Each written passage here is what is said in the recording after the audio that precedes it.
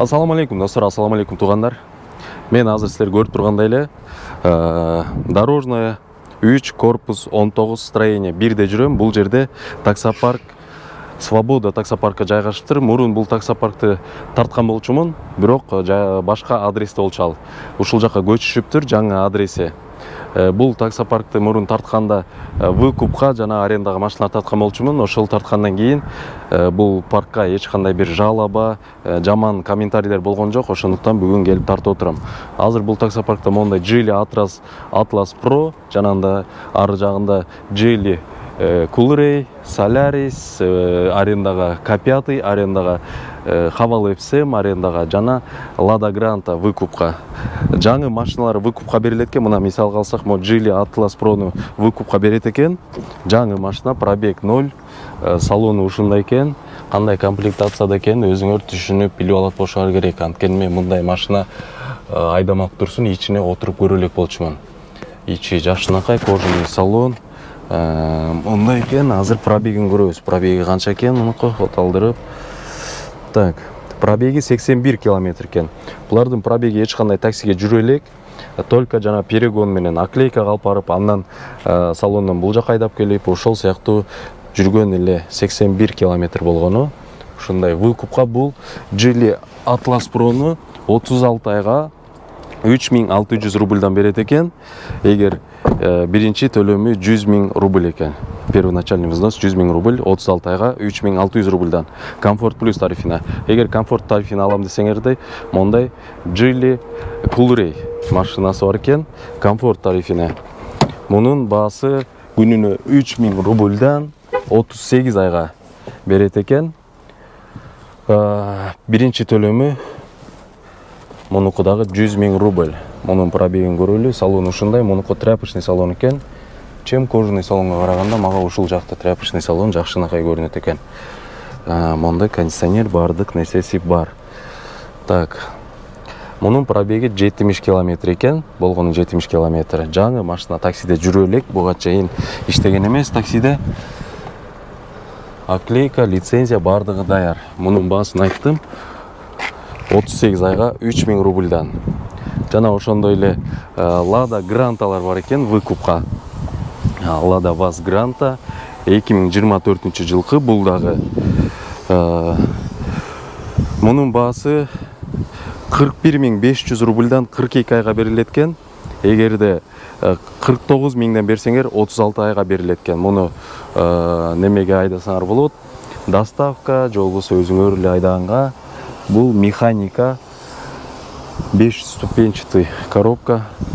Ушундай мынакей Lada Granta 24 жылкы, Geely Coolray 24 жылкы, Geely Atlas Pro 24 жылкы. Жана ошондой эле Haval FSM бар экен арендага. Haval FSMдин арендасы 2900 рубльдан GT0 график менен 15 000 рубль залогу менен. 15 000 рубль залогду бөлүп, күнүнө 300 рубльдан 50 күнгө бөлүп берсеңер болот экен. Ушундай Haval FSM. Жана ошондой эле дагы комфорт плюс тарифина мондай K5 бар экен. Мунун дагы арендасы 2900 рубльдан залогу 15 000 рубль, аны дагы бөлүп берсеңер болот 50 күнгө. Так. Мынакей комфорт плюска. Эгер эконом тарифине алам десеңер, мондай Solaris бар экен. Solaris'тин баасы эконом тарифина Hyundai Solaris 1700 рубльдан күнүнө GT0 график менен залогу 15 000 рубль. Муну дагы бөлүп берсеңер болот күнүнө 300 рубльдан. Мынакей. Ушундай машиналар бар экен азыр в наличии. Мен дагы экранга коюп коем булардын прайс-листин. Машинанын көп түрү бар экен. Kia Rio, жана ошондой эле Comfort Plus'ка Chery Tiggo 7 Pro, ошол сыяктуу машиналардын көп түрү бар экен. Мен аны экранга коюп коем. Азыр болгон бул жакта наличие турган машиналар ушул машиналар экен. Келип, телефон номерлерин жазып коем. Чалып, сүйлөшүп, условияларын такташып, келип, жолугуп, сүйлөшүп, договорлорун окуп, условиялар менен таанышып, эгер жаккан болсо силерге арендага алып, же выкупка алып иштесеңиздер болот, достор. Ошол.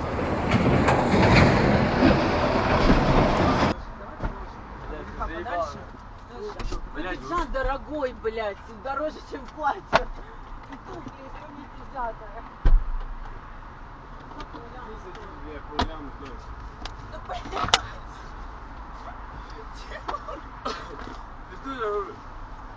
Иди садись. Да блин, ну мы потеряли. Ты заебала, ты мне иди. А ты вперед? Барбиха, луха, иди. Я включаю музыку. Я включаю музыку. Да. Я включаю музыку. Братуха, все будет охуительная музыка, бля. Да я сам, нормально, все, поехали. Я готова нюхать. Мои карту мэру. Я на таком... Ой, что вы со мной... Не так накручиваете.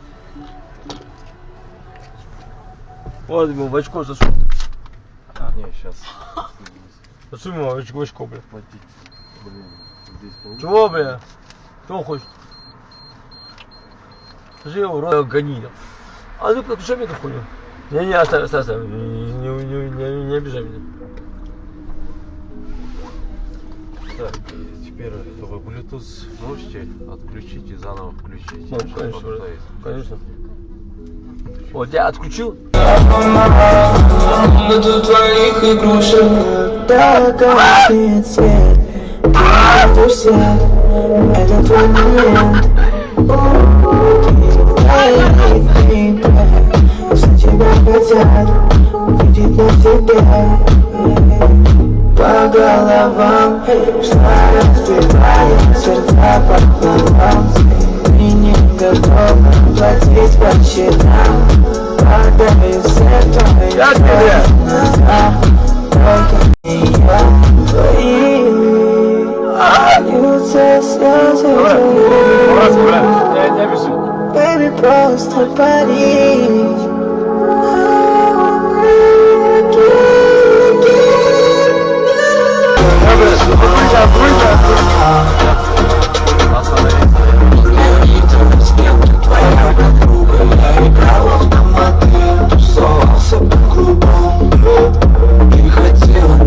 На телефоне похуй. сделаете. Чё? Мама, На блин, вы нормальные? Я вся в шампанском. Чё, купите новую. Мась, ну что ты делаешь? Братуха, я знаю, что делать. Смотри. Ассалам алейкум. А мне, блин. Давай там это... Да, бля.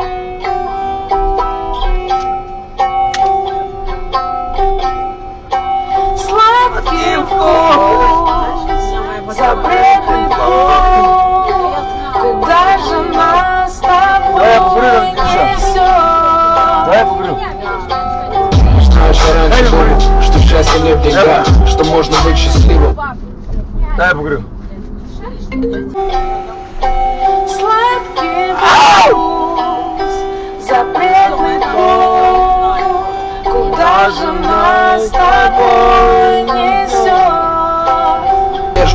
Значит, трешка там, ставишь все на кон и идешь в банк. У меня нет долгов и нет новых друзей. В стае волков жить веселей. Свой музыкальный лейбл очистил от чертей. Жизненный опыт научил фильтровать людей. Я до сих пор фанат своего дела.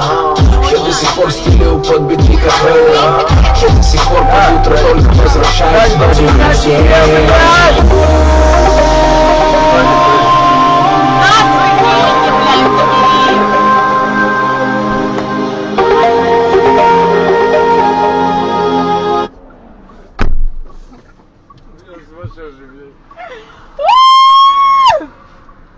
Да мне очень насрать, блядь, открывайте эту ебучую дверь. А сигарет нет больше, нам нужно... Конечно, есть. Немного Ходим, блядь, быстрее нам. Блядь! есть. А вы дверь нам не откроете? Слышишь? Ты меня хотел увидеть. Ты, блядь, получишь. Подожди. Ну все. Если ты со мной потеряешь...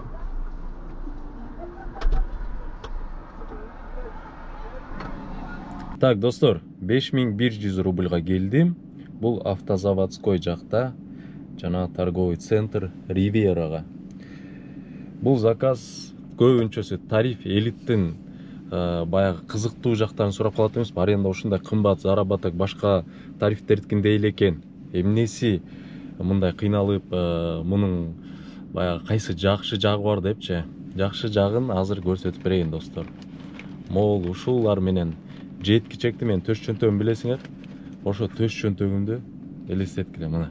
Мен төш чөнтөктө акча калбай алган болчу, 2 күндөн бери иштебей. Жана эс алып дачага бардым. Ага чейин да 1 күн иштеген эмесмин. Ошентип мына могул жерде карагыла канча акча алды. Жолду катар жетки чекти 5000ден 10000ден 5000ден 10000ден бери отуруп келди. Азыр эми санайбыз чогуу. Биринчи жолу ушунчалык чай алып атам, ушунча таксиде иштеп жүрүп, ушунча тарифтерди иштеп жүрүп. Кудайга шүгүр. Сонун. Бүгүн жумуш ушундай болуп кетерин такыр эле сезген эмесмин. Жумуш аябай слабы болуп, өзүм 2 күндөн бери иштебей, иштегенге көп желание тартпай, мына 1, 2, 3, 4, 5, 6, 7, 8, 9, 10, 11. 11-ин 55.000 болуп калат, 55.000 жакта калган жок эч нерсе. 55.000 рубль чай. Видеодо өзүңөр көрдүңөр болуш керек. 5000ден 10000ден бери отуруп. Бирок машинадан тамеки чекти, 2 жолу тамеки чекти, 2 штук. 10.000ден 20.000 рубль берди 2 жол чеккенге. Кичине могул жерге шампанский төгүп алды. Ага дагы 5000 берди, ага чейин дагы 1 жол төгүп алган болчу, ага 5000 берди.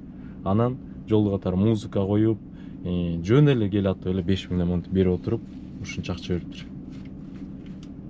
55.000 рубль. Элестеткиле 55.000 рубльду мен канча күн иштейт элем.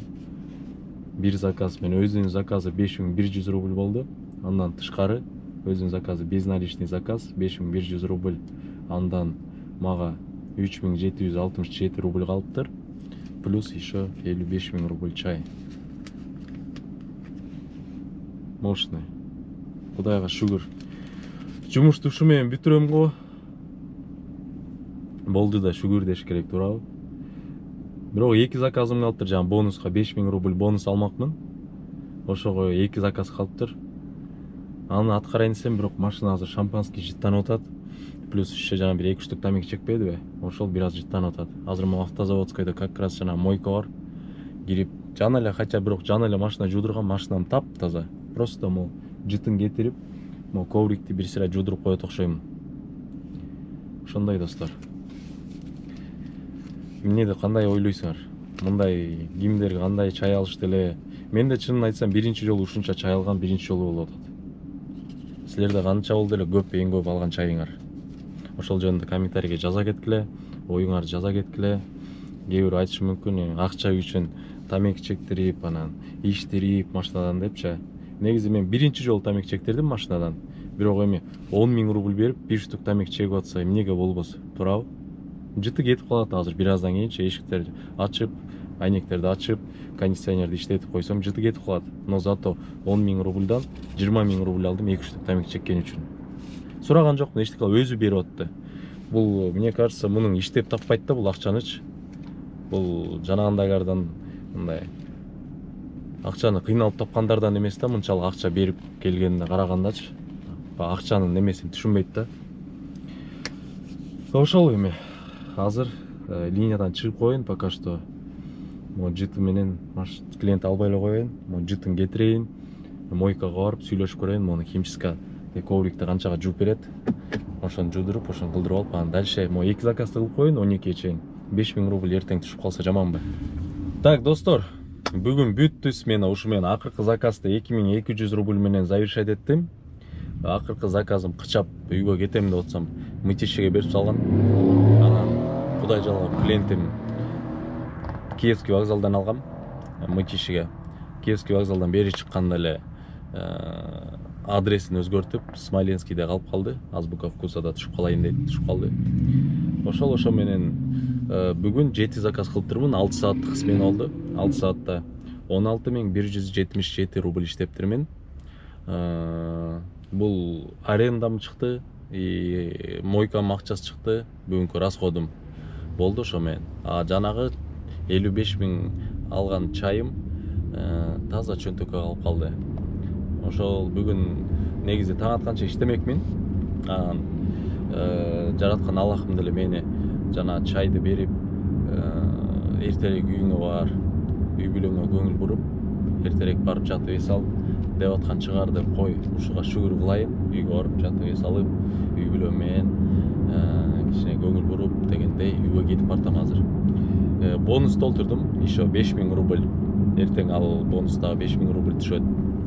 Ошо менен Кудайга шүгүр, бүгүн жумуш ушундай болду. Кыскача видео болуп калды ушундай. Видеого өзүңөрдүн оюңарды жазып комментарийге, видео жаккан болсо лайктан басып, каналга каттала болсоңуздар обязательно каттала кетиңиздер. Анткени просмотрларым Кудайга шүгүр көп болуп атат, бирок катталуучуларым просмотрга салыштырмалуу аз. Ошон үчүн каналга катталып кетиңиздер. Кудайга шүгүр, тоже көбөйүп атат катталуучуларым, бирок ошентсе да каналга катталып кетиңиздер. Кийинки видеодон көрүшкөнгө чейин анда өзүңөргө этият болуңуздар, бөйдөрсүктөн тышкары болуңуздар, сак болуңуздар. Жакшы туруңуздар анда.